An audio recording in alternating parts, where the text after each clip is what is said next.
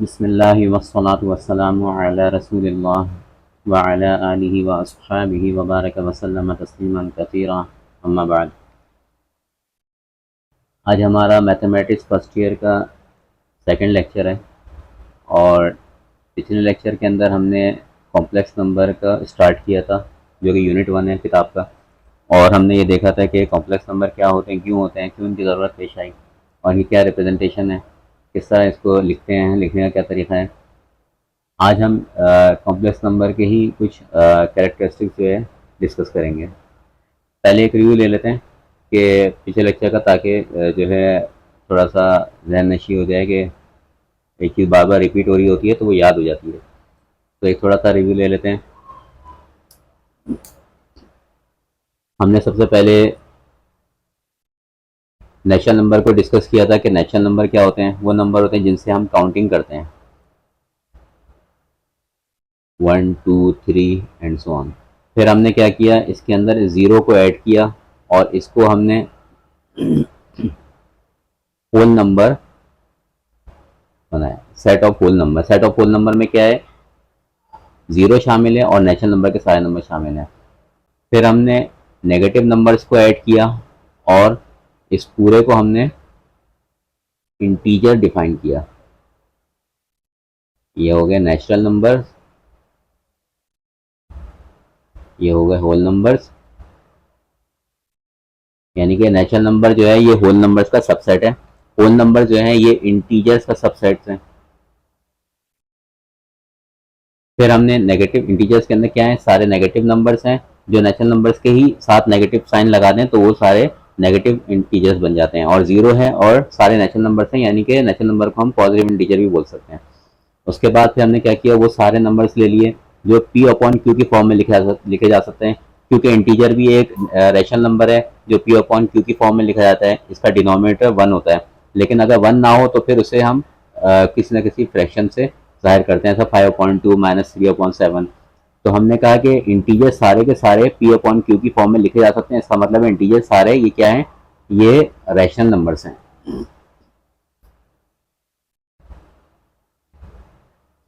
फिर हमने बताया कि वो नंबर्स जो कि पी अपॉन क्यू की फॉर्म में नहीं लिखे जा सकते तो उनको हमने इरेशनल नंबर कह दिया। इरेशनल नंबर क्या है, जो पी अपॉन क्यू की फॉर्म में नहीं लिखे जा सकते, वो अलग हैं।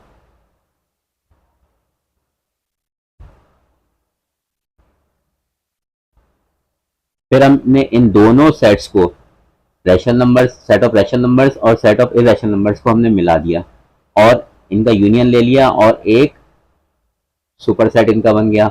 वो सुपर सेट को हमने क्या नाम दिया, हमने कहा real number, set of real number. फिर हमने देखा कि कुछ नंबर्स होते हैं जिसके अंदर आयोटा आता है, तो उसको हमने कह दिया ये इमेजिनरी नंबर्स है, यानी कि वो एग्जिस्ट नहीं करता लेकिन आयोटा आ रहा है, √-1 आ रहा है, तो हमने रियल के जो है अपोजिट इसको इमेजिनरी नाम दे दिया। फिर हमने इन इमेजिनरी नंबर्स और रियल नंबर्स को मिला दिया, तो ये हमारे पास बन गया set of complex numbers.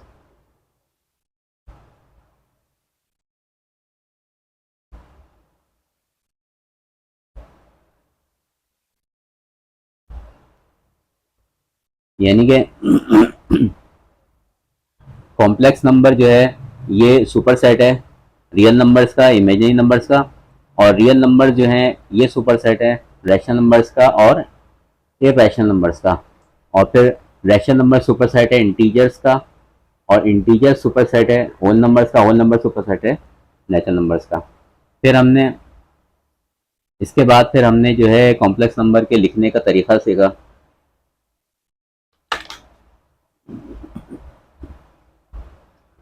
Complex number को लिखने का क्या तरीका था, ए प्लस आयोटा बी, इस फॉर्म में कॉम्प्लेक्स नंबर को लिखा जाता है। और इसी को हम कोऑर्डिनेट की शक्ल में भी लिख सकते हैं, दो ब्रैकेट स्मॉल, दो स्मॉल ब्रैकेट, दरमियान में कॉमा लगाएंगे, कॉमा से लेफ्ट साइड पे हम इसका रियल पार्ट यानी कि ए लिखेंगे और इमेजिनरी पार्ट राइट पे लिखेंगे यानी कि बी लिखेंगे। ठीक है। अच्छा, ये जो है ना जो कॉम्प्लेक्स नंबर का ये जो नोटेशन है ए प्लस आयोटा बी, इसके अंदर यहाँ पे हमेशा प्लस आएगा, कभी ये माइनस नहीं होगा। अगर माइनस होगा तो यहाँ पे आप प्लस लगाएंगे और उस माइनस को आयोटा के साथ जो भी लिखा हुआ है उसके साथ लिखेंगे, यानी कि बी जो है वो सब माइनस बी हो जाएगा, real imaginary part.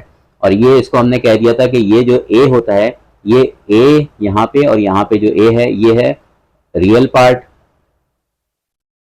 Complex number का, और बी को हमने कह दिया था कि ये कॉम्प्लेक्स नंबर का इमेजनरी पार्ट है।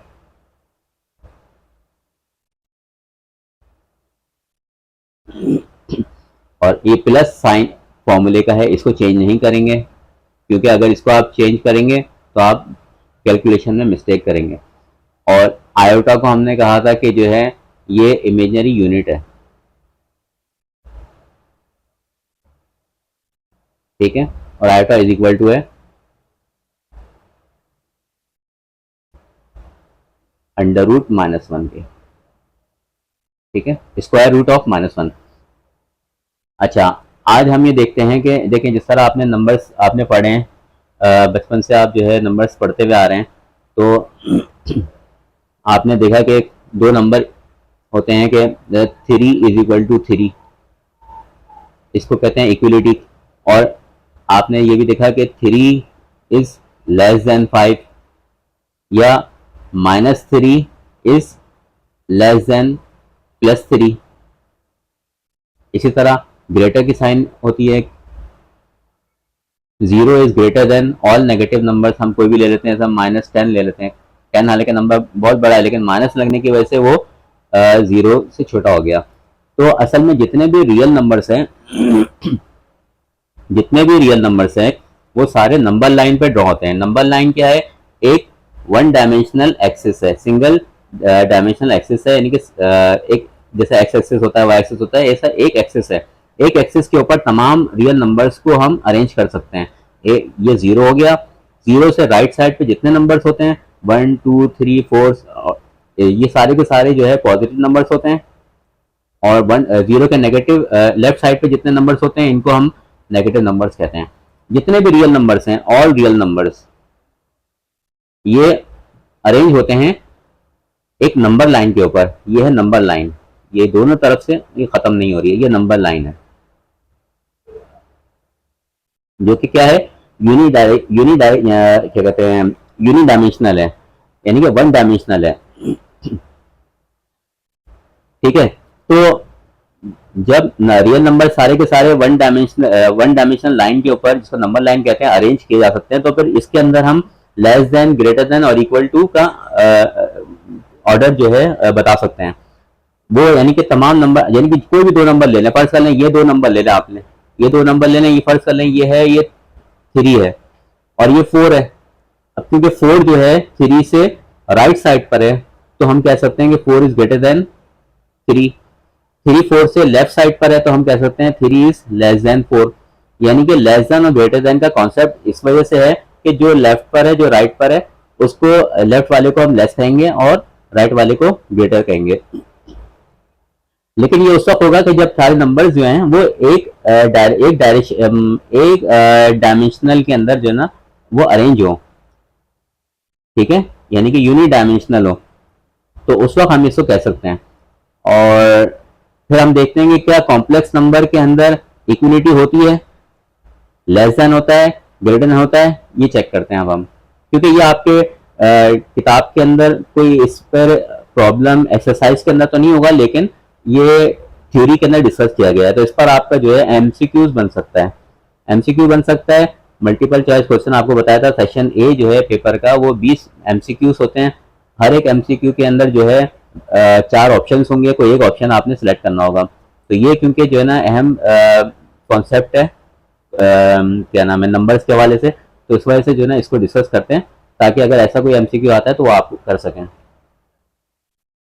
डिस्कस करते हैं कि आयोटा खुद असल में क्या है, नेगेटिव है, पॉजिटिव है या 0 है। हम सपोज करते हैं कि आयोटा जो है, अज्यूम करते हैं हम ये पहले,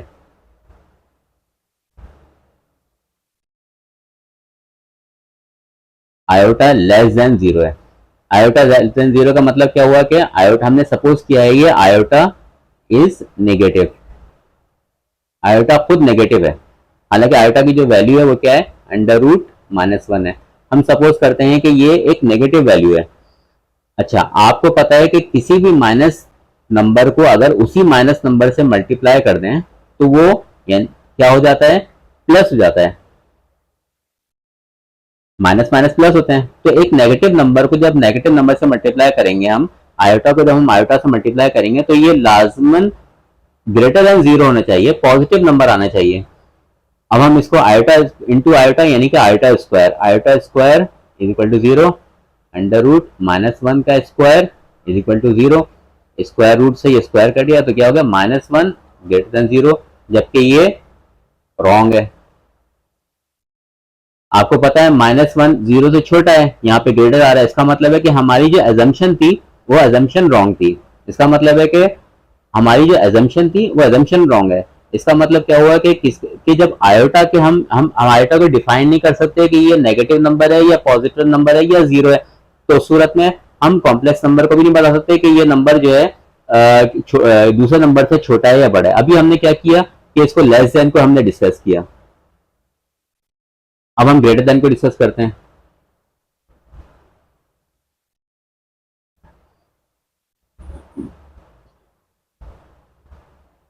अब यहां पे हम अज्यूम करेंगे कि आयोटा जो है वो ग्रेटर देन जीरो है, यानी कि आयोटा पॉजिटिव है। हम ये सपोज कर रहे हैं आयोटा इज पॉजिटिव, जबकि आयोटा क्या है आपको पता है -1 का अंडर रूट है। अब आपको पता है किसी भी पॉजिटिव नंबर को जब हम मल्टीप्लाई करते हैं दूसरे पॉजिटिव नंबर से, यानी कि उसी नंबर से मल्टीप्लाई कर लें या किसी और नंबर से करें, तो रिजल्ट आपका हमेशा पॉजिटिव ही आता है। ठीक है, पॉजिटिव 9 ही आता है, यानी कि positive multiply by positive is equal to positive है, जबकि यहाँ पे negative multiply by negative is equal to ये पॉजिटिव आता है। तो आयोटा को जब हम आयोटा से ही मल्टीप्लाई करेंगे तो ये पॉजिटिव ही रहेगा, यानी कि जीरो से बड़ा ही रहेगा। तो ये साइन इनइक्वलिटी की जो साइन थी ग्रेटर देन की साइन, ये ऐसे ही रहेगी। यहाँ पे हमने साइन चेंज कर दिया था, यहाँ साइन नहीं चेंज कर रहे क्योंकि यहाँ पे ये नेगेटिव नंबर से मल्टीप्लाई होता तो रिजल्ट हमेशा पॉजिटिव आना चाहिए, इसलिए हमने इसको ग्रेटर देन कन्वर्ट कर दिया। ये आयोटा यहाँ पे नेगेटिव है, हमने अज्यूम किया था आयोटा को आयोटा से मल्टीप्लाई करेंगे तो नेगेटिव नंबर से मल्टीप्लाई होगा, तो लाजिमन यहाँ पे एक पॉजिटिव नंबर आना चाहिए था, इसलिए हमने साइन को लेस देन को हमने ग्रेटर देन लिख दिया था। यहां नहीं लिखेंगे।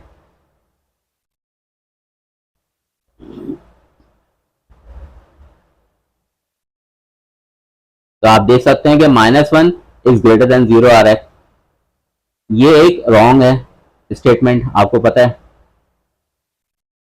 ठीक है ना, इसका मतलब है कि हमारी अजम्पशन जो थी, हमारी बोथ अजम्पशन ये 1 and 2 both assumptions are wrong.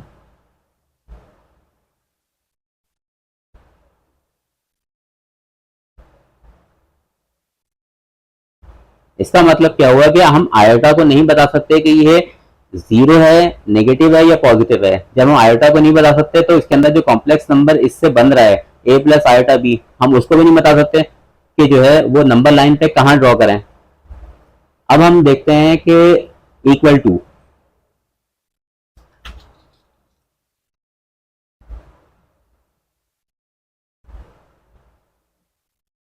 Equality को हम देखते हैं।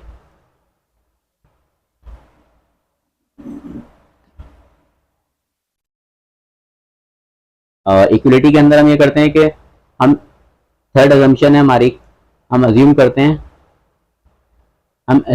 हैं कि आयोटा जो है इक्वल टू है जीरो के आयोटा इक्वल टू है जीरो के। तो आपको पता है कि आयोटा इक्वल टू जीरो का मतलब क्या हुआ कि ये तो हो नहीं, iota is equal to zero, iota की जबकि वैल्यू क्या है अंडर रूट -1 है। तो हम आयोटा को जब आयोटा से मल्टीप्लाई करेंगे, यहाँ पे भी आयोटा को हम जीरो से मल्टीप्लाई करेंगे तो ये आयोटा स्क्वायर हो जाएगा, जीरो हो जाएगा।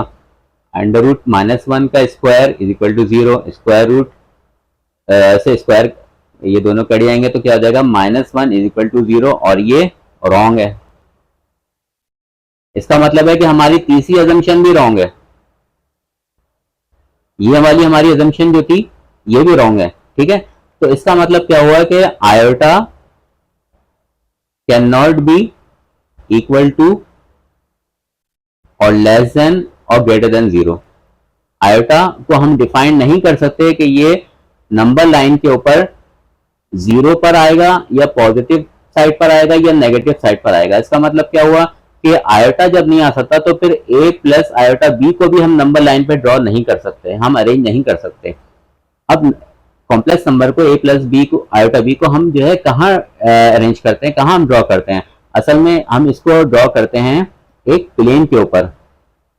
जो हमारा एक्स एक्सिस होता है इसको हम कहते हैं रियल एक्सिस, और जो हमारा वाई एक्सिस होता है ग्राफ का इसको हम कहते हैं इमेजिनरी एक्सिस। और ये जीरो ओरिजिन हो गया। जो पॉइंट होता है हमारा इसको हम कोऑर्डिनेट डिफाइन करते हैं ए प्लस बी से। तो ए असल में क्या है, इसका प्रोजेक्शन है रियल एक्सिस के ऊपर, ये परपेंडिकुलर ड्रॉ किया यहाँ पे 90 डिग्री पे, यानी कि एल्टीट्यूड हमने ड्रॉ किया। तो ओरिजिन से यहाँ तक का जो डिस्टेंस है ये असल में ए है। ऐसा ही इसका हमने प्रोजेक्शन ड्रॉ किया वाई एक्सिस यानी कि इमेजिनरी एक्सिस के ऊपर। तो यहाँ से जीरो से यहाँ तक का जो डिस्टेंस है ये इसका बी हुआ, और बी असल में क्या है, इमेजिनरी पार्ट है, और ए क्या है, रियल पार्ट है। तो हम असल में कॉम्प्लेक्स नंबर को डिफाइन करते हैं एक कॉम्प्लेक्स प्लेन के ऊपर। अच्छा, ये एक सवाल आपसे पूछा जा सकता है कि दो कॉम्प्लेक्स नंबर हैं,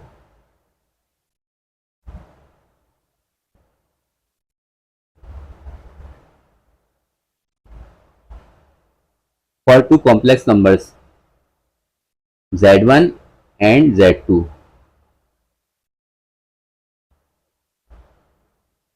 which of the following statement can be correct?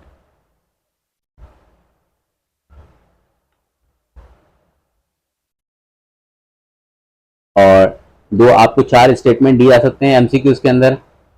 A z1 is less than z2, यानी कि दो कॉम्प्लेक्स नंबर हैं z1 z2, इनके बारे में कहा जा रहा है कि चार स्टेटमेंट दी जा रही हैं, इनमें से कौन सी स्टेटमेंट जो है करेक्ट हो सकती है।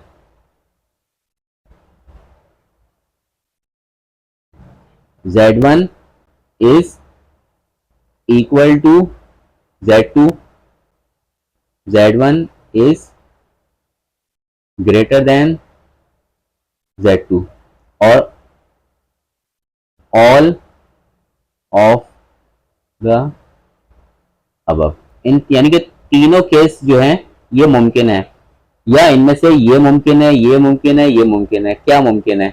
दो कॉम्प्लेक्स नंबर्स के लिए आपको पता है कि z1 is less than z2, ये अनडिफाइंड है complex set of complex numbers के अंदर।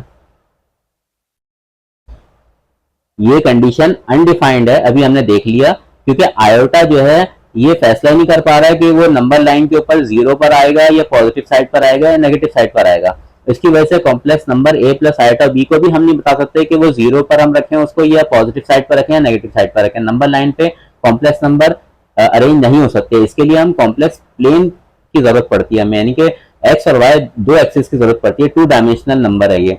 तो इस वजह से ये अनडिफाइंड हो गया in set of complex numbers. z1 is equal to z2, ये पॉसिबल है, ये भी हम देखेंगे क्यों पॉसिबल है और कब पॉसिबल है। सेट ऑफ कॉम्प्लेक्स नंबर के अंदर इक्वलिटी पॉसिबल है। Iota is not equal to zero, लेकिन दो कॉम्प्लेक्स नंबर जो ना इक्वल हो सकते हैं। अच्छा, z1 is greater than zero, ये भी अनडिफाइंड है इन सेट ऑफ कॉम्प्लेक्स नंबर्स। तो इसका मतलब क्या हुआ, ये ऑल ऑफ द अबव ये तो रॉन्ग हो जाएगा, क्योंकि इनमें से क्या है कि दो स्टेटमेंट तो रॉन्ग मुमकिन ही नहीं है। ये ए भी रॉन्ग हो जाएगा क्योंकि ये भी मुमकिन नहीं है, बी सी भी रॉन्ग हो जाएगा, बी जो है ये करेक्ट है। z1 is equal to z2। अब देखते हैं z1 z2 के कब इक्वल होता है। z1 को हमने लिख दिया, सपोज कर लें कि z1 जो है ये a प्लस आयोटा b है, जिसको हम यूं लिख सकते हैं a कॉमा b, और z2 सपोज कर लें c प्लस आयोटा डी है, इसको हम लिख सकते हैं सी कॉमा डी। तो ये हमने जो है प्रूफ करना है ये आपको।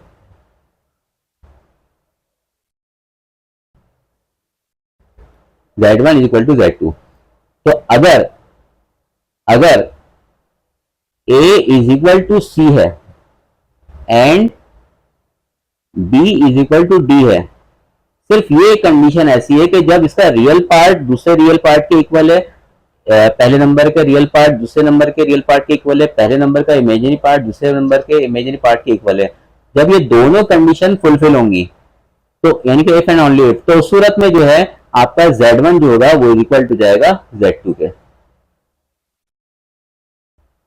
ठीक है, Z1 Z2 कब इक्वल होंगे? जब इन दोनों नंबर्स के अपने अपने रियल पार्ट्स इक्वल होंगे और अपने अपने इमेजिनरी पार्ट्स इक्वल होंगे। मिसाल के तौर पर आपके पास एक नंबर है 2 प्लस 3 आयोटा और ये Z1 है और Z2 है 2 माइनस 3 आयोटा। अब आपने देखा कि A क्या है, इसको सपोज कर लें कि A प्लस आयोटा B है और ये सपोज कर लें C प्लस आयोटा D है। A क्या है, यहाँ पे 2 है और B क्या है 3 है, C क्या है 2 है, D क्या है -3 है। देखिए आपको बताया था कॉम्प्लेक्स नंबर के अंदर ये दरमियान में प्लस आना जरूरी है फॉर्मूले का। यहाँ पे माइनस जो आ रहा है ये इसकी वजह क्या है, इसका इमेजिनरी पार्ट खुद नेगेटिव है। इसको हम यूं लिख सकते हैं 2 ब्रैकेट में लिख दिया प्लस फॉर्मूले का साइन लगाया आयोटा और -3, तो ये 3 माइनस साइन 3 के साथ है तो डी क्या है -3 है। अब आप कह सकते हैं कि A इज इक्वल टू है C के जो कि 2 के इक्वल है, लेकिन B is not equal to D के, क्योंकि B +3 है और D -3 है, तो इस वजह से Z1 is not equal to Z2। लेकिन अगर यहाँ पे -3 होता B या फिर D जो है +3 होता तो फिर ये दोनों भी इक्वल हो जाते हैं। उस सूरत में हम कहते हैं कॉम्प्लेक्स नंबर जो है दोनों बराबर है। तो ये आपके पास जो है ना एक क्वेश्चन आ सकता है MCQs के अंदर कि इनकी इनइक्वलिटी और इक्वलिटी को सामने रखते हुए कि दो नंबर हैं कि इन दो नंबर के अंदर कौन सी स्टेटमेंट जो है सही हो सकती है कि Z1 यानी कि एक नंबर कॉम्प्लेक्स नंबर दूसरे नंबर से छोटा है या एक नंबर या वो नंबर दूसरे नंबर के बराबर है या ग्रेटर देन है या तीनों मुमकिन है, क्योंकि रियल नंबर्स के अंदर तो ये तीनों मुमकिन है। रियल नंबर के केस के अंदर ये तीनों स्टेटमेंट जो है फुलफिल है। तो इस वजह से रियल नंबर के लिए तो अगर ये आएगा ना, अगर यहाँ पे फर्स्ट कर लेंगे फॉर द रियल नंबर्स, अगर रियल नंबर्स होगा तो उस सूरत में हम इसको डी को आंसर को डी ऑप्शन को सही करेंगे। लेकिन यहाँ पर क्योंकि सेट ऑफ कॉम्प्लेक्स नंबर की बात हो रही है तो इसके अंदर हम डी को नहीं कह सकते सही, क्योंकि इसके अंदर कॉम्प्लेक्स नंबर के अंदर लेस देन डिफाइन नहीं है और ग्रेटर देन भी डिफाइन नहीं है। क्यों डिफाइन नहीं है ये हमने देख लिया पीछे के आयोटा के बारे में फैसला नहीं कर पा रहे हैं कि आयोटा जो है वो 0 पे रखें, हम पॉजिटिव साइड पे रखें या नेगेटिव साइड पे रखें। इस आयोटा की वजह से हम जो है कॉम्प्लेक्स नंबर को भी नहीं बता सकते कि वो नंबर लाइन के ऊपर कहाँ इसको हम जो है अरेंज करें, इसकी हम कहाँ पोजीशन बनाएं। और इसकी वजह से फिर हमको क्या करना पड़ता है कि एक प्लेन ड्रॉ करना पड़ता है कि इसमें रियल पार्ट और इमेजिनरी पार्ट इन दोनों की वैल्यूज के साथ हम जो है कॉम्प्लेक्स नंबर को एक पॉइंट की शक्ल में ड्रॉ करते हैं। किताब के अंदर इस पर आपकी दो एग्जांपल्स हैं। तो ये पहली एग्जांपल है Z1 एक नंबर है 6 - 1 -2 × 3 टाइम्स आयोटा। Z2 एक नंबर है कॉम्प्लेक्स नंबर है 7 - 2 + 6 × √-1। देखते हैं इसको हम के इक्वल है या नहीं है।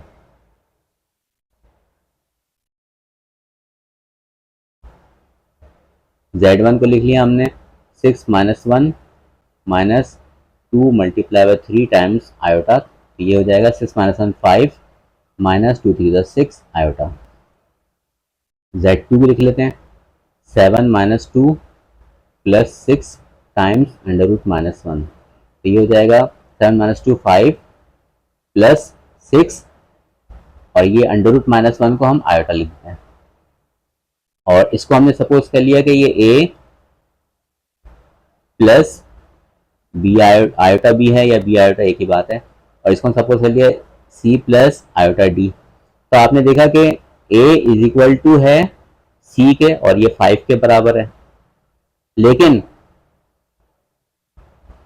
बी जो है आपने देखा ये कितना है, -6 है, जबकि डी कितना है, +6 है।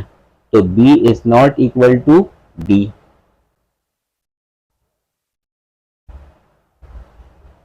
सिंस ए सी के इक्वल है और लेकिन बी डी के इक्वल नहीं है, hence Z1 is not equal to Z2। ये आपका आंसर है।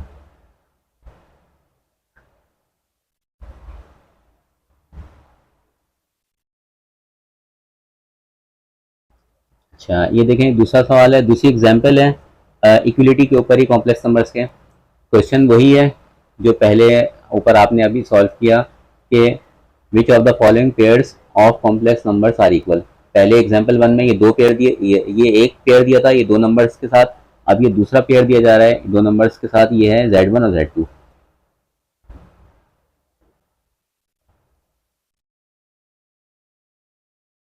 Z1 को पहले हम सिंप्लीफाई कर लेंगे, a प्लस आयोटा b की शक्ल में ले आएंगे, 2 cube minus 2 cube minus 1 times iota. तो ये हो जाएगा 2 क्यूब 8 हो जाएगा, माइनस ब्रैकेट के अंदर ही पहले सॉल्व करेंगे इसको, 2 क्यूब यानी कि 8 माइनस 1। क्यूब का मतलब है 2 क्यूब का मतलब होता है 2 मल्टीप्लाई बाय 2 मल्टीप्लाई बाय 2, ठीक है, यानी कि 2 टू ज़ा 4 4 टू ज़ा 8।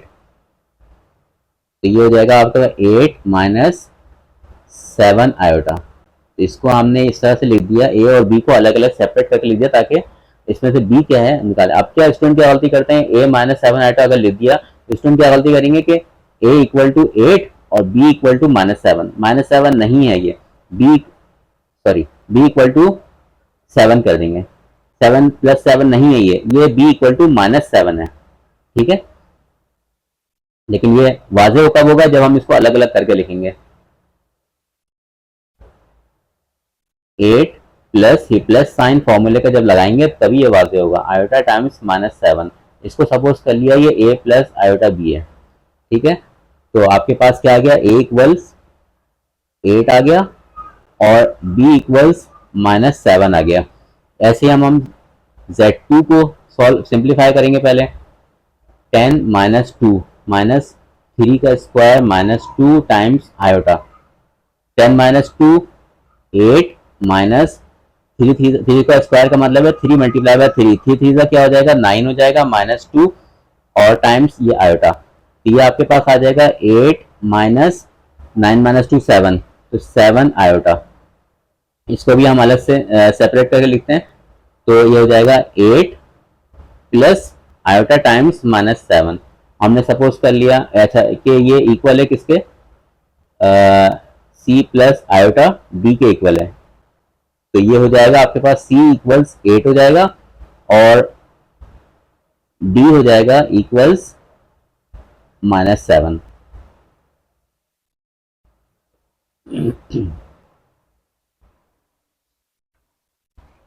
अब यहां आप देख सकते हैं कि जो है a और c इक्वल हैं,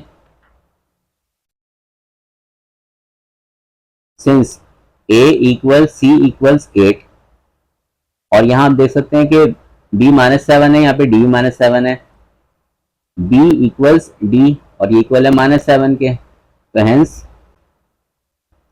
Z1 इज इक्वल टू है Z2। ये आपका आंसर।